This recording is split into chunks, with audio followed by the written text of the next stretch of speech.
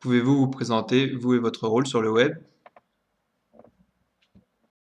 Bonjour, je suis vraiment heureuse de partager mon expérience avec vous aujourd'hui. Alors moi c'est Léa, j'ai la chance d'être formatrice virtuelle en ligne, je suis spécialisée dans le soutien scolaire pour des jeunes qui sont âgés de 12 à 20 ans.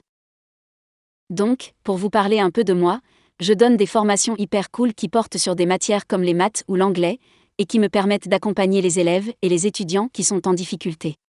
Bon, j'adore mon job parce que je peux aussi bien présenter des leçons structurées que répondre à des questions, qui peuvent être très précises.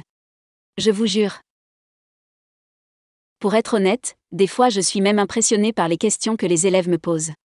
Et chaque semaine, j'accompagne des centaines de personnes différentes, je peux avoir plusieurs dizaines d'élèves en même temps. Je ne sais pas comment vous vous sentiriez à ma place, mais je me dis, ça en fait du monde quand même. En quoi votre activité peut-elle être difficile? Alors honnêtement, j'admets qu'aider les apprenants ça peut être difficile. En tout cas, c'est ce que je ressens parfois. Je dois être capable de fournir des informations pertinentes, et je dois les présenter de manière cohérente, pour rendre les choses plus faciles à comprendre. Je suis convaincue que c'est aussi essentiel pour capter l'attention d'un large public. Je peux vous dire que c'est pas si simple. Surtout que je n'ai pas toujours la chance d'être avec des personnes aussi intéressées que vous. Et une deuxième grande difficulté de la prise de parole en public que je rencontre, c'est de faire bonne impression. L'idée même de ne pas faire bonne impression me terrifie. J'ai toujours cette crainte d'avoir un trou de mémoire, de bafouiller, ou d'être trop anxieuse. Et quand je prends la parole en public, je suis au centre de l'attention, et sincèrement, je me sens déstabilisée parfois.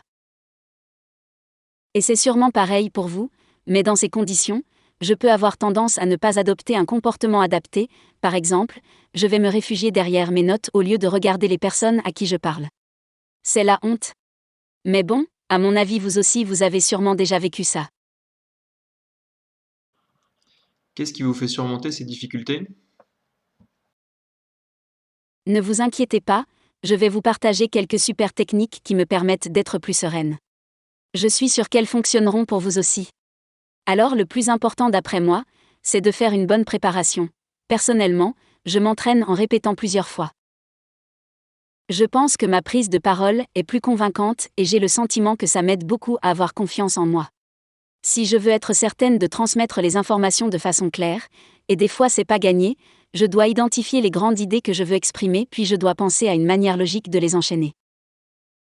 Peut-être que je réfléchis trop, mais ensuite je me demande toujours comment faire pour les présenter de manière simple.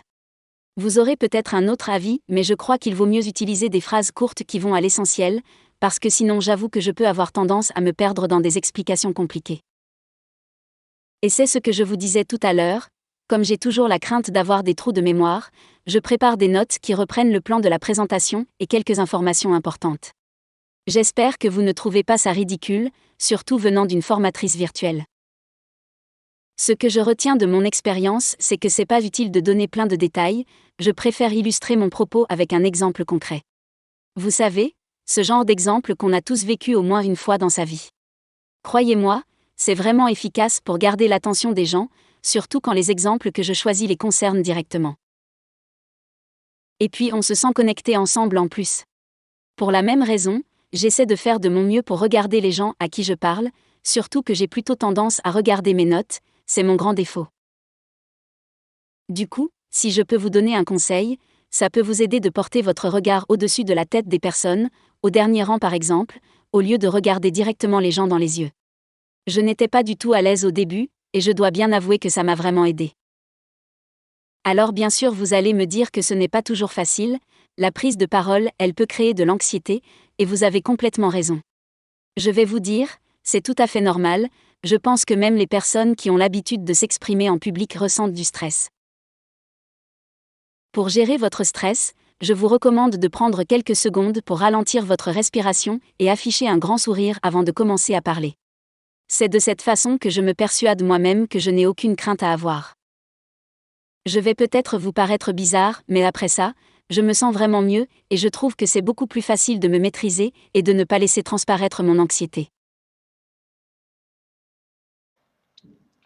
Quel est le meilleur conseil que vous pourriez me donner pour être à l'aise quand je prends la parole en public?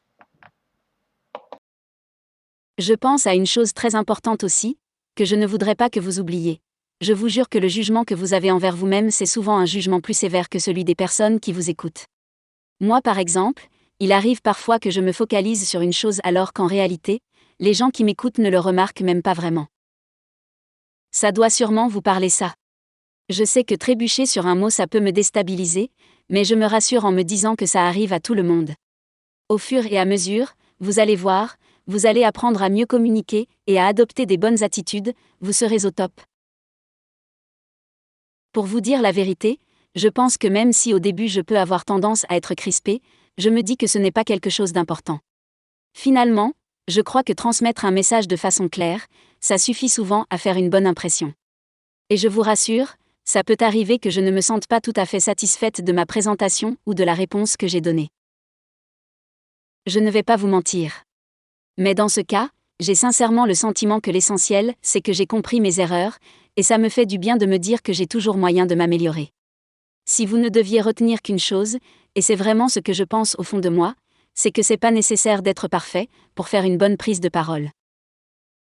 J'ai bien conscience que je ne suis pas parfaite d'ailleurs. Et puis, ne soyez pas trop impatient, c'est un apprentissage qui est permanent. Je sais que vous en êtes capable.